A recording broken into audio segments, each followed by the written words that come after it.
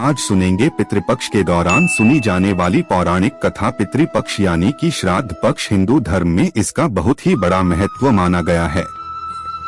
प्राचीन सनातन धर्म के अनुसार हमारे पूर्वज देवतुल्य हैं और इस धरती पर हमने उन्हीं की वजह से जीवन प्राप्त किया है और जिस प्रकार उन्होंने हमारा लालन पालन करके हमें कृतार्थ किया है तो हम उनके कर्जदार हैं। समर्पण और सम्मान की इसी भावना से श्राद्ध पक्ष बनाया गया है, जो जातक को पितृऋण से मुक्ति दिलाता है। माना जाता है कि हम अगर श्रद्धा पूर्वक अपने पितरों का साथ करते हैं तो हमारे कुल में कोई भी दुखी नहीं रहता। पितरों की पूजा करके मनुष्य आयु, पुत्र, यश, स्वरा, कीर्ति, पुष्टि, बल और धन धन्य को प्राप्त करता है। ऐसी मान्यता है कि मृत्यु के देवता यमराज श्राद्ध पक्ष में जीव को मुक्त कर देते हैं ताकि वे अपने स्वजनों के यहाँ जाकर तर्पण ग्रहण कर सकें। अगर इन 16 दिनों में अगर हम अपने पितरों के निमित्त श्रद्धा भाव से प्रसन्न चित्त मन से श्राद्ध करते हैं तो हमारे पितरों की आत्मा को शांति और तृप्ति मिलती है, जिससे वे प्रसन्न होकर हमारे पूरे परिवार को आशीर्वाद देते हैं। इन कथाओं को पूरे पितृपक्ष में रोजाना नियमित रूप से श्रद्धा पूर्वक सुनना चाहिए। इन्हें सुनने से हमारे पितर प्रसन्न होते हैं और हमारे जीवन में सुख सौभाग्य का वास होता है। तो कथा की शुरुआत करते हैं। गणेश जी की कहानी से बोलो गणेश गजानन की जय हो। एक बार गणेश जी एक छोटे से बालक के रूप में चिमटी में चावल और चम्मच में दूध लेकर निकली और वो हर किसी से कह रहे थे कि कोई मुझे खीर बना दो, कोई मुझे खीर बना दो। तो सारे हंस रहे थे कि बोला इतने से दूध से और चावल से कभी खीर बनती है। तभी एक बुढ़िया माई बैठी थी तो उसने कहा ला बेटा मैं बना देती हूँ। तो ऐसा कहकर वो है बुढ़िया माई चूल्हे पर एक छोटा सा बर्तन चढ़ने लगी। तब गणेश जी ने कहा कि दादी माँ छोटी भगोनी मत चढ़ाओ, तुम्हारे घर में जो सबसे बड़ा बर्तन है वही चढ़ा दो। तो बुढ़िया ने सबसे बड़ा बर्तन था वो चढ़ा दिया। अब जैसे ही खीर और चावल उसमें डाले तो देखती ही रह गई।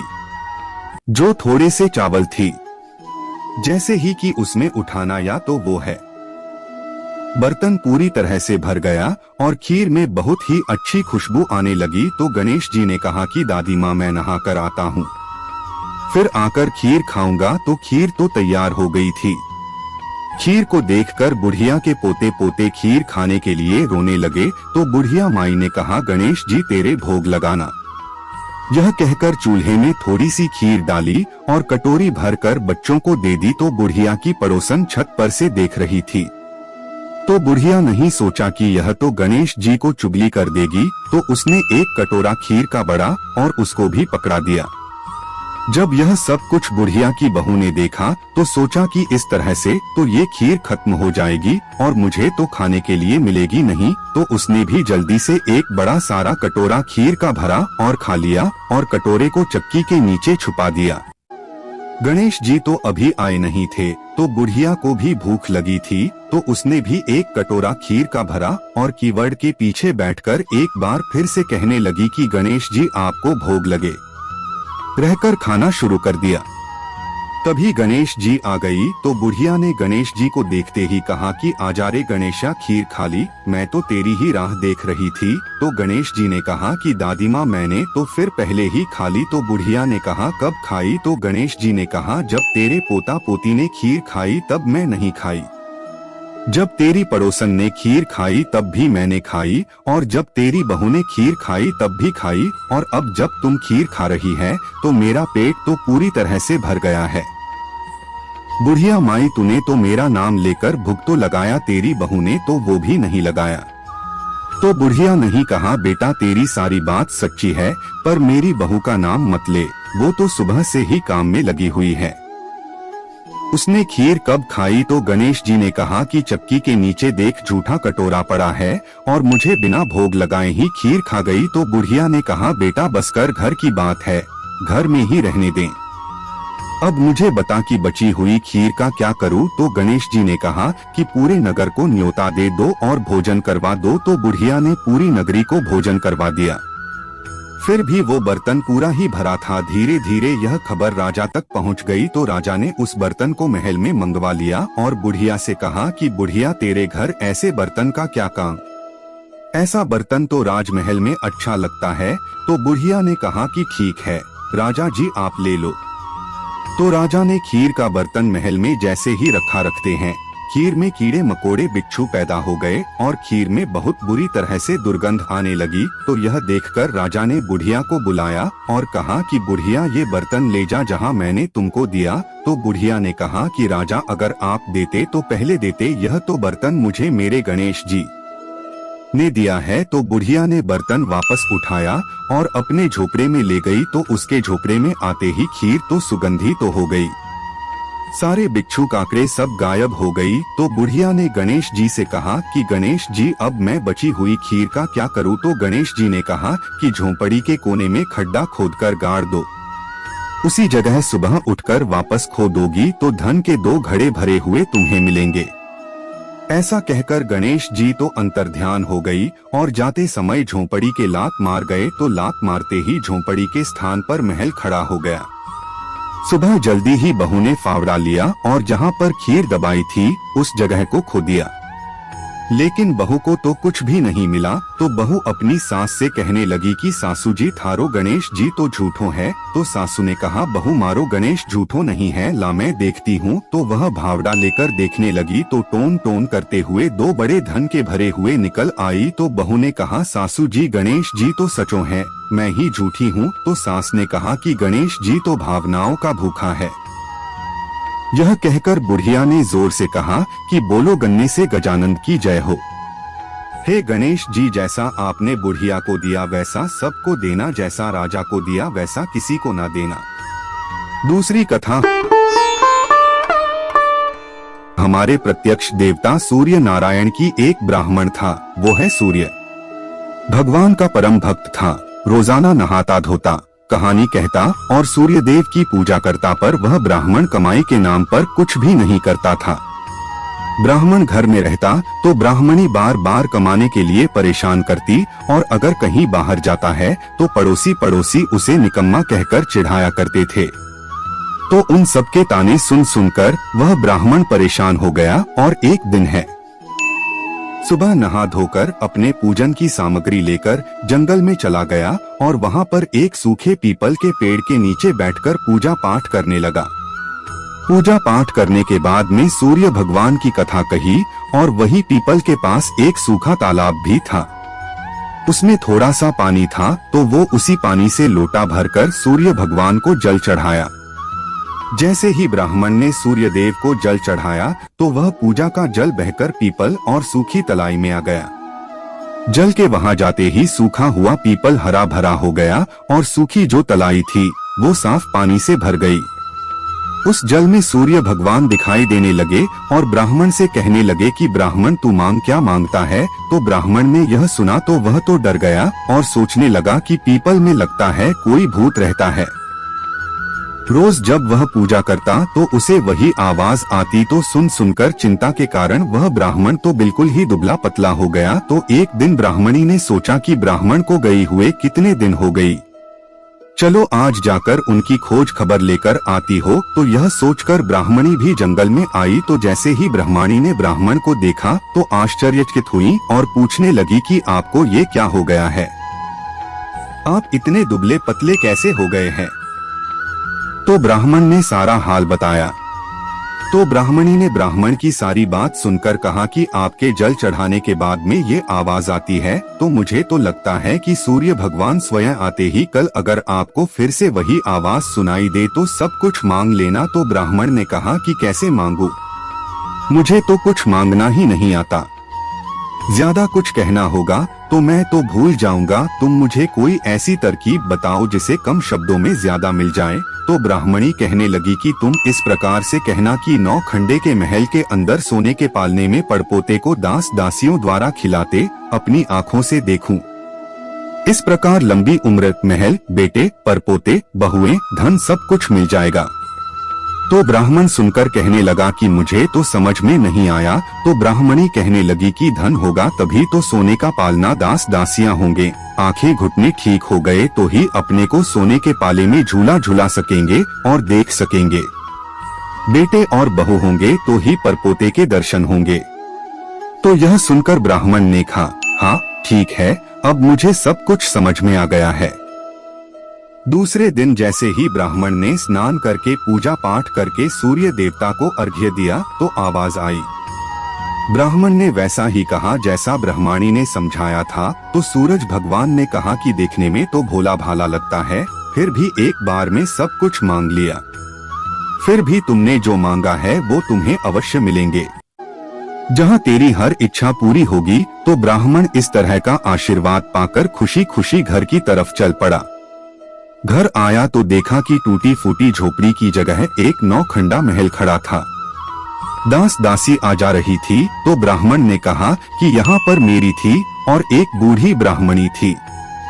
वो कहाँ गई? उसी समय महल से एक सुंदर औरत गहनों से और सुंदर कपड़ों से सजी हुई बाहर निकलती है और ब्राह्मण से कहती है कि आ जाओ स्वामी, ये है अपना ही घर है, सूर्य भगवान ने तुम्हारी सारी मनोकामना पूर्ण कर दी है। तो ब्राह्मण ने कहा कि हम इतने धन का क्या करेंगे? तो ब्राह्मणी ने कहा कि धन से क्या नहीं होता, दान पुण्य करेंगे, यज्ञ करेंगे, होम करेंगे, भूखों को भोजन करवाएंगे, प्याव लगवाएंगे, धर्मशाला बनवाएंगे। तो ब्राह्मण ने ब्राह्मणी के कही अनुसार वैसा ही किया। अब थोड़े ही समय में सारी प्रजा है राजा की जगह उस ब्राह्मण के गुणगान करने लगे। जब यह बात राजा तक पहुंची तो राजा ने सुनकर उस ब्राह्मण को बुलाया और पूछा कि कल तक तो आपको खाना भी नहीं मिलता था, आज ये धन कहाँ से आया? कहाँ पे चोरी की है, डाका डाला है, क्या कुछ किया है? मुझे सब कुछ सच सच बताओ। तो ब्राह्मण ने कहा कि महाराज, मैंने ना तो चोरी की है और ना ही डाका डाला है, ये तो सब सूर्य भगवान की कृपा से मुझे प्राप्त हुआ है। यह कहकर ब्राह्मण ने सारी बात राजा को बता दी। तो राजा ने कहा कि ये ब्राह्मण देवता मेरे पुत्र नहीं है, अब तुम मुझे बताओ कि मुझे क्या करना चाहिए।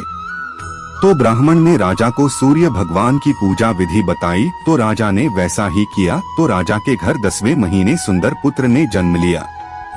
अब तो सारे लोग सूर्य भगवान की जय जयकार करने लगे। हे सूर्य भगवान, जैसे आपने ब्राह्मण और राजा की मनोकामना पूर्ण की वैसी सबकी करना। कहानी कहने वाले की, कहानी सुनने वाले की और हुंकार भरने वाले बोलो सूर्य देवता की जय हो। अब सुनेंगे संपूर्ण गर्भ गीता। एक बार अर्जुन भगवान श्री कृष्ण से कहते हैं कि ये श्री कृष्ण, ये है प्राणी जो गर्भ में आता है सो किस दोष के कारण आता है? फिर यह है जन्म लेता है, इससे जरा आदि के रोग लगते हैं, तरह तरह के दुख भोगता है, बुढ़ापे के कष्ट सहता है और फिर इसकी मृत्यु हो जाती है। इसका क्या मतलब है? हे स्वामी, वह कौन सा कर्म है जिसके करने से प्राणी जन्म मरण से छूट सके? तो भगवान श्री कृष्ण कहने लगे कि हे अर्जुन, ये है जो मनुष्य है, ये अंधा और मूर्ख है, जो संसार के साथ प्रीति करता है। इसे भेजा तो कर्म करने के लिए है, लेकिन यह सोचता है कि यह पदार्थ मैंने पा लिया है, वो मैं पाऊंगा। ऐसी चिंता इस प्राणी के मन से कभी नहीं उतरती। ये हर समय कुछ ना कुछ पाने की सोच में रहता है, आठों पहर माया को ही मांगता है, इसलिए बार बार जन्म लेता है और मरता है और गर्भवास के दुख पाता है। तो यह सुनकर अर्जुन कहने लगे कि ये श्री कृष्ण यह है, मन तो मदमस्त हाथी की तरह है और तृष्णा इसकी शक्ति है। यह है मन काम, क्रोध, लोभ, मोह और अंधकार के वश में है। इन पांचों में अहंकार सबसे बलवान है। सो कौन से यतन है जिसके करने से मनुष्य का मन वश में हो जाए? तो श्री कृष्ण भगवान कहने लगे कि हे अर्जुन, ये है मन निश्चय ही हाथी की तरह है, तृष्णा इसकी शक्ति है, मन इन पांचों की वह शमी है, अहंकार इनमें सबसे श्रेष्ठ है। हे अर्जुन, जैसे हाथी अंकुश से वश में होता है, वैसे ही मन रूपी हाथी को वश में करने के लिए ज्ञान रूपी अंकुश जरूरी है। अहंकार करने से यह जीवन नरक में पड़ता है। तो अर्जुन कहने लगे कि ये श्री कृष्ण कुछ तुम्हारे नाम के लिए वैरागी हुए वन खंडों में फिरते हैं और कुछ धर्म करते हैं। इस विषय में कैसे मालूम पड़े कि जो वैष्णव है वे कौन हैं? तो यह सुनकर श्री कृष्ण कहने लगे कि हे अर्जुन, जो मेरे नाम के लिए में फिरते हैं वे सन्यासी कहलाते हैं, और जो सिर पर जटा बांधते हैं तथा बसंत लगाते हैं उनमें भक्ति नहीं है, क्योंकि वे अहंकार से ग्रसित है। इन लोगों को मेरा दर्शन दुर्लभ है, वे अपने जीवन में कभी भी मेरा दर्शन और आशीर्वाद नहीं पा सकते। तो अर्जुन कहने लगे कि हे श्री कृष्ण, वह कौन सा पाप है जिसके करने से जवानी में ही किसी की स्त्री मर जाती है, और वह कौन सा पाप है जिससे ही माँ बाप से पहले पुत्र मर जाते हैं, और कौन से पाप से व्यक्ति नपुंसक हो जाता है।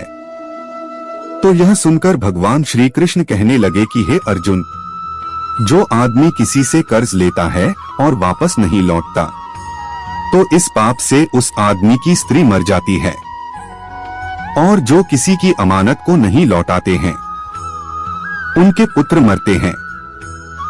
जो किसी का कार्य करने का वचन देता है उसका कार्य समय पर पूरा नहीं करता है, तो इस पाप से वो नपुंसक हो जाते हैं। ये सबसे बड़े पाप होते हैं। तो अर्जुन कहने लगे कि हे श्री कृष्ण, इस पाप से मनुष्य रोगी रहता है, तथा किस पाप से गधे का जन्म पाता है, स्त्री का जन्म तथा टट्टू का जन्म भी किस पाप से होता है, ये भी मुझे बताओ। तो यह सुनकर कृष्ण भगवान कहने लगे कि जो मनुष्य कन्यादान करते हैं और इस दान का मूल्य लेते हैं, वे मनुष्य सदा ही रोगी रहते हैं। कन्यादान करें तो साथ में कुछ दान दहेज अवश्य देना चाहिए, न कि सामने वालों से इसका मूल्य लेना चाहिए। जो लोग सामने से कन्यादान का मूल्य लेते हैं वे मनुष्य सदा ही रोगी रहती। जो विषय विकार के वास्ते मदिरापान करते हैं, टट्टू का जन्म पाते हैं, जो झूठी गवाही देते हैं, वे स्त्री का जन्म पाते हैं। जो लोग रसोई बनाकर पहले आप खा लेते हैं और बाद में परमेश्वर के नाम पर दान करते हैं, बिल्ली का जन्म पाते हैं। जो मनुष्य है अपनी झूठी वस्तुओं का दान करते हैं, वो स्त्री का जन्म पाती है। झूठी चीजों का दान करने वाला मनुष्य अपने दूसरे जन्म में स्त्री का जन्म पाता है, और वो स्त्री दासी होती है।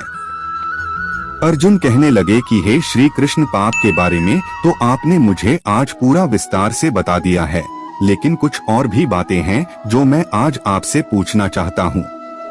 कई मनुष्यों को आपने खूब सारा धन धान्य दिया है, तो उन्होंने कौन सा पुण्य काम किया है? कई मनुष्यों को अपने हाथी, घोड़े, रथ आदि दिए हैं, तो उन्होंने कौन सा महान पुण्य किया है, वो भी मुझे बताओ। तो श्री कृष्ण भगवान कहने लगे कि हे अर्जुन, जिन्होंने सोने का दान किया है उनको हाथी, घोड़े, वाहन मिलते हैं। जो परमेश्वर के निमित्त कन्यादान करते हैं वो समृद्ध पुरुष का जन्म पाते हैं। तो अर्जुन कहने लगे कि हे भगवान, जिन पुरुषों की सुंदर देह होती है उन्होंने कौन सा पुण्य काम किया है? किसी के घर है, संपत्ति है, कोई विद्वान है, तो उन्होंने कौन सा पुण्य काम किया है? तो यह सुनकर कृष्ण भगवान कहने लगे कि जिन्होंने अन्ना खदान किया है उनका स्वरूप सुंदर होता है। जिन्होंने विद्या का दान किया हो वो विद्वान होते हैं। जिन्होंने संतों की सेवा की है वे पुत्रवान होते हैं। तो अर्जुन कहने लगे कि हे श्री कृष्ण, किसी को धन से प्रीति है, कोई स्त्रियों से प्रीति करते हैं, तो इसका क्या कारण है? तो श्री कृष्ण भगवान कहने लगे कि यह अज्ञान है, क्योंकि धन और स्त्री सब नाश रूपी है, किंतु मेरी भक्ति का कोई नाश नहीं है।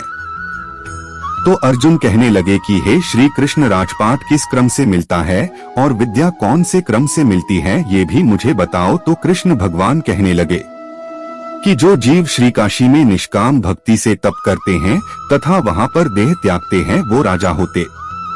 जो गुरु की सेवा करता है वो विद्वान होता है। तो अर्जुन कहने लगी कि हे भगवान, किसी को धन अचानक बिना परिश्रम किए मिल जाता है और कोई व्यक्ति सारी उम्र रोग रहित रहता है, तो उन्होंने कौन सा पुण्य काम किया है?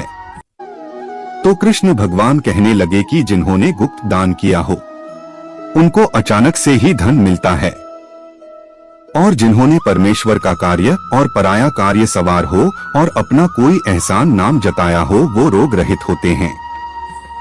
तो अर्जुन कहने लगे कि हे श्री कृष्ण, किस पाप से कोई मनुष्य अम्ली होती है और वो कौन सा पाप है जिसके करने से मनुष्य कुष्ठ रोगी होता है? तो भगवान श्री कृष्ण बोले कि जो पुरुष अपने गुरु की स्त्री से रमण करता है वो अमली होता है।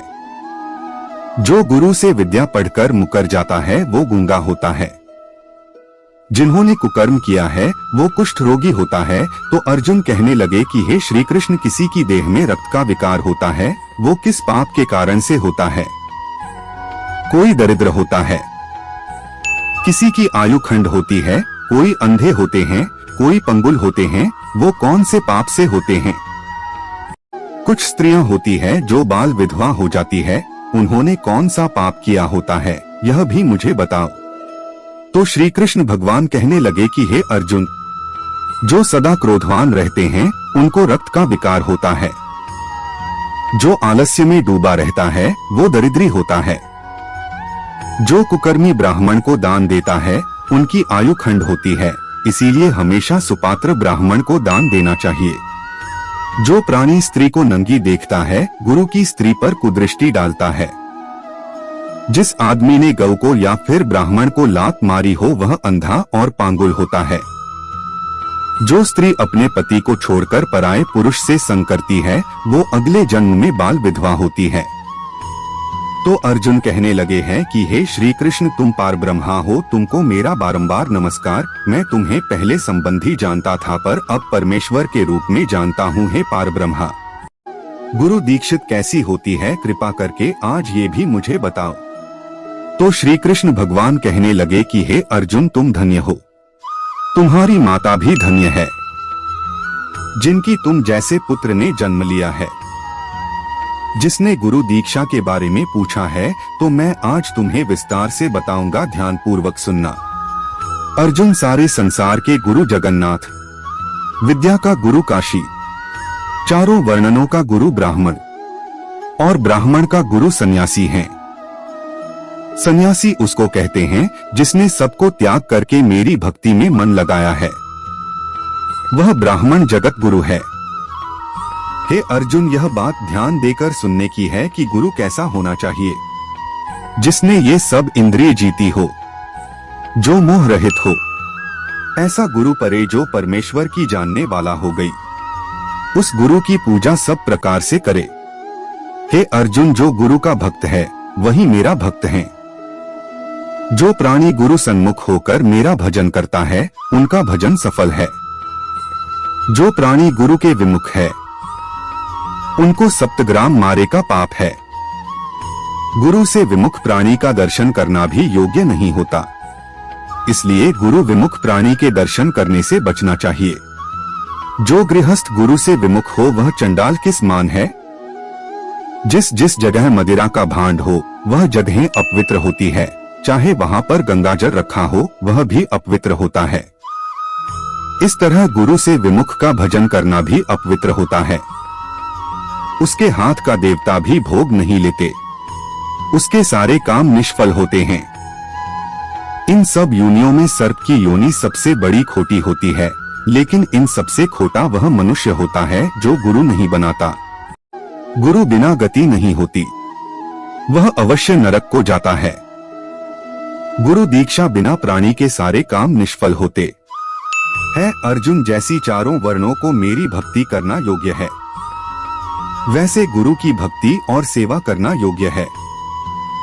जैसे सब नदियों में गंगा श्रेष्ठ है, जैसे सब व्रतों में एकादशी का व्रत सबसे श्रेष्ठ होता है, वैसे ही अर्जुन सब सेवाओं में गुरु सेवा सबसे उत्तम होती है।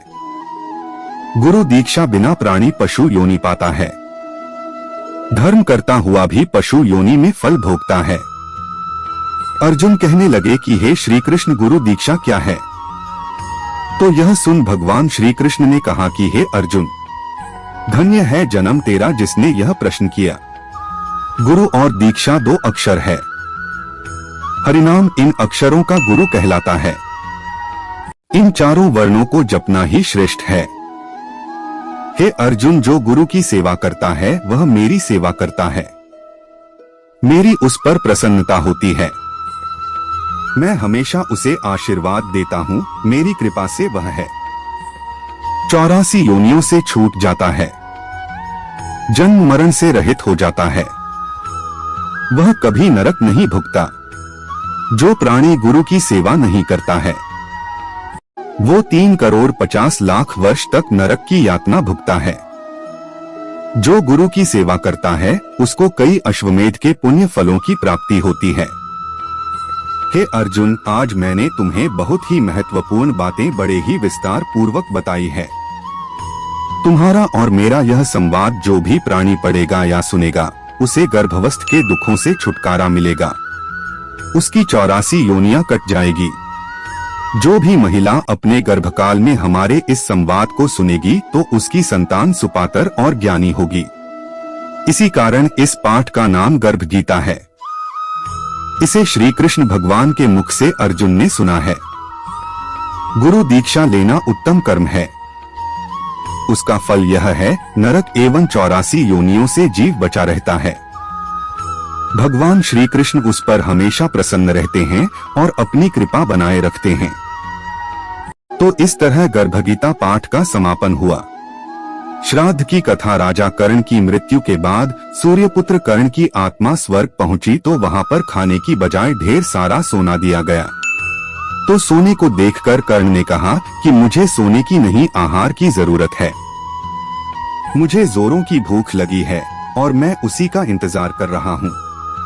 तो कर्ण की बात सुनकर देवराज इंद्र ने कहा कि एक बात बताओ, तुम इतने सालों तक धरती पर रहे, कभी भूखों को भोजन करवाया, कभी अपने पितरों के निमित्त भोजन, दान, तर्पण कोई कार्य किया? तुमने धरती पर रहते सिर्फ सोने का दान किया है तो तुम्हें सोना ही मिलेंगे।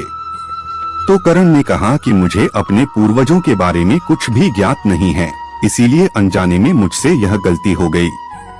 आप ऐसा करें, मुझे भूल सुधारने के लिए पृथ्वी पर 16 दिन के लिए भेज दे। तो माना जाता है कि देवराज इंद्र ने कर्ण के कहे अनुसार उसे पृथ्वी लोक पर 16 दिन के लिए फिर से भेज दिया। तो कर्ण ने धरती पर आकर उन 16 दिनों में दान पुण्य के बहुत सारे कर्म किए और अपने पितरों की मोक्ष के लिए विधि विधान से श्राद्ध भी किया। माना जाता है कि तभी से पितृपक्ष के 16 दिनों में श्राद्ध करने की परंपरा चली आ रही है। तो अब अपने पितर पक्ष की पौराणिक कथा के अनुसार जोग तथा भोगे नाम के 2 भाई रहते थे। दोनों भाई अलग अलग रहते थे। जोगे धनी था और भोगे बिल्कुल ही गरीब था। दोनों भाइयों में खूब प्रेम था। जोगे की पत्नी को धन का खूब घमंड था, किंतु भोगे की पत्नी बड़ी ही सरल हृदय वाली थी। अपने घर में जो कुछ था उसी में वो संतुष्ट रहती थी। ऐसा करते करते पितृपक्ष का महीना आया तो पत्नी ने अपने पति से पितरों का श्राद्ध करने के लिए कहा। तो जोगे इसे व्यर्थ का कार्य बताकर टालने की चेष्टा की। तो जोगे की पत्नी समझने लगी कि अगर आप अपने पितरों का श्राद्ध नहीं करेंगे तो लोग क्या कहेंगे, बातें बनाएंगे कि अपने पूर्वजों का सारा धन खा रहा है और उनके निमित्त श्राद्ध भी नहीं कर पाया। इस तरह की दलीलें देकर उसने अपने पति को समझा लिया, लेकिन जोगे की पत्नी सच में श्राद्ध करना जरूरी नहीं समझती थी। वो तो श्राद्ध के बहाने अपने मायके वालों को दावत पर बुलाने और अपनी शान दिखाने का मौका ढूंढ रही थी और ये है अवसर उसे बहुत ही उचित लगा। इसीलिए उसने जोगे से श्राद्ध क्रम करने के लिए कहा। फिर भी जोगे ने अपनी पत्नी की बात नहीं मानी और कहने लगा कि लोग क्या कहते हैं, इससे मुझे कोई फर्क नहीं पड़ता। तो अपने पति के इस तरह मना करने पर वह बोली कि मुझे लगता है कि आप सोच रहे होंगे कि मुझे परेशानी होगी, इसीलिए आप ऐसा बोल रही है, किंतु मुझे इसमें कोई परेशानी नहीं होगी। मैं तो खुशी खुशी अपने पितरों का श्राद्ध करना चाहती हूँ। हाँ, मैं जानती हूँ कि उस दिन काम ज्यादा होगा, लेकिन मैं भोगे की पत्नी को बुला लूंगी, दोनों मिलकर हम सारा काम कर लेंगे। तो उसका पति भोगे से बहुत ही प्यार करता था, इसीलिए वो सोचने लगा कि भोगे तो बिल्कुल गरीब है, इसी बहाने सहपरिवार आ जाएंगे और एक दिन भोजन कर लेंगे। ऐसा सोचकर उसने अपनी पत्नी को उस श्राद्ध कर्म करने के लिए इजाजत दे दी। तो यह सुनकर जोगे की पत्नी बहुत ही खुश हुई और जैसे ही इस रात का दिन आया उसने अपने पीहर न्योता भेज दिया और भोगे की पत्नी को बुलवाने के लिए चली गई। वहां जाकर कहा कि चलो बहन, आज हमारे पूर्वजों का श्राद्ध है, हम दोनों मिलकर हमारे पूर्वजों के लिए भोजन बनाएंगी। तो यह सुनकर भोगे की पत्नी तो बहुत ही खुश हुई और खुशी खुशी उसके साथ आ गई। पूरी सरदार से उसके घर आकर कामकाज में जुट गई। उसने रसोई तैयार की, अनेकों प्रकार के पकवान बनाए और सारे काम निपटाकर जोगे की पत्नी से बोली कि बहन मैं अब घर जा रही हूँ। तो उसने कहा हाँ ठीक है चली जाओ, लेकिन उसने भोजन के लिए नहीं कहा। अपने मायके वालों की आवभगत में मग्न थी तो थकी हरी भोगे की पत्नी अपने घर लौट आई, क्योंकि उसे भी तो पितरों का तर्पण करना था। इस अवसर पर घर आई तो दोपहर हो चुकी, पितर भूमि पर उतर चुके थे। जोगे भोगे के पितर सबसे पहले जोगे के यहाँ गए तो वहाँ जाकर देखते हैं कि जोगे के ससुराल वाले भोजन करने के लिए जुटे हुए हैं और उनकी बहू उन्हें हंस हंस कर भोजन करवा रही है। पितरों का तो वहाँ पर कोई नाम नहीं ले रहा था, ना ही वहाँ पर हवन के लिए पंडित था और ना ही पितरों के लिए श्राद्ध निकाला गया था। तो ये देखकर वो बहुत ही दुखी हुए और दुखी मन से भोगे के घर गए। भोगे के घर जा देखते हैं कि वहाँ पर तो कुछ भी नहीं था।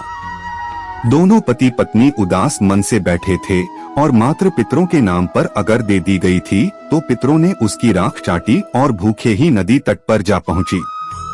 थोड़ी ही देर में ये सारे पितरी वहाँ पर इकट्ठे हो गए और अपने अपने यहाँ की बढ़ाई करने लगे। तो जोगे और भोगे के पितर तो चुपचाप खड़े थे। तो दूसरे पितरों ने पूछा अभी क्या बात हुई, आप ऐसे चुपचाप क्यों खड़े हैं?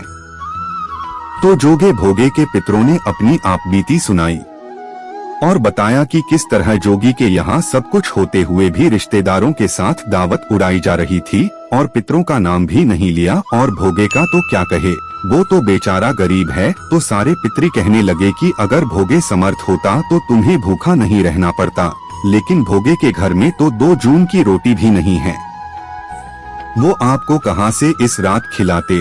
तुम्हें भोगी को धन प्राप्ति का आशीर्वाद देना चाहिए। तो जो भी भोगे के पितरों ने जैसे ही अन्य पितरों की बात सुनी तो उन्हें ठीक लगी और भोगे पर दया आ गई और वे अचानक से नाच नाच कर गाने लगी, भोगे के घर धन हो जाए, भोगे के घर धन हो जाए। इस तरह कहते हुए सारे पितरी वहां से चले गए। सांझ होने को आई, भोगे के बच्चों को खाने के लिए कुछ भी नहीं मिला। तो वे भूख से बिलखते हुए अपनी माँ से बोले कि माँ भूख लगी है। तो घर पर खाने के लिए कुछ भी नहीं था। तो उन्हें टालने के लिए उसकी माँ ने कहा कि जाओ बेटा, आंगन में हांडी पड़ी है जो औंधी रखी हुई है, उसे जाकर सीधी रख लेना और उसके अंदर जो भी मिले मिल बांटकर खा लेना। तो दोनों बच्चे दौड़ते हुए वहां पर पहुँचे। जैसे ही हांडी को सीधा किया तो देखा तो वो तो सोने की मोहरों से भरी पड़ी थी। तो दोनों बच्चे भागते हुए अपनी माँ के पास आए और बोले कि माँ वो तो सोने की मोहरों से भरी पड़ी है। तो यह सुनकर उसकी माँ को आश्चर्य हुआ और भागकर हांडी के पास गई और देखा तो वह भी आश्चर्यचकित हो गई। जब भोगे घर आया तो यह देखकर वह भी बहुत ही खुश हुआ। इस प्रकार पितरों के आशीर्वाद से भोगे खूब धनवान हो गया, मगर धन पाकर वह घमंडी नहीं हुआ। दूसरे साल जब पितृपक्ष आया तो श्राद्ध के दिन भोगे की पत्नी ने 56 प्रकार के व्यंजन बनाई, ब्राह्मणों को बुलाकर हवन करवाया और श्रद्धा पूर्वक अपने पितरों का श्राद्ध क्रम किया। उसके बाद में ब्राह्मणों को भोजन करवाया, यथा संभव दान दक्षिणा दी और अपने जेठ जेठानी को भी सोने चांदी के बर्तनों में भोजन करवाया। ऐसा करने से भोग के भीतर भोगे से बहुत ही तृप्त और प्रसन्न हुए और भोगे को खूब आशीर्वाद दिया, जिससे भोगे सुखी और संपन्न हो गया। इसीलिए कहा जाता है कि अपने पितरों के लिए जो भी कार्य करें उसे श्रद्धा पूर्वक करें। प्रत्येक व्यक्ति को इस पक्ष में श्राद्ध का कार्य अपनी सामर्थ्यानुसार श्रद्धा पूर्वक करना चाहिए, क्योंकि हम अपने पूर्वजों की ऋणी होते हैं। हमें जीवन से लेकर धन धान्य तक हमारे पूर्वजों की वजह से मिलता है। तो ये थी पितृपक्ष के दौरान 16 दिन तक सुनी जाने वाली संपूर्ण कथा। तो आप इन कथाओं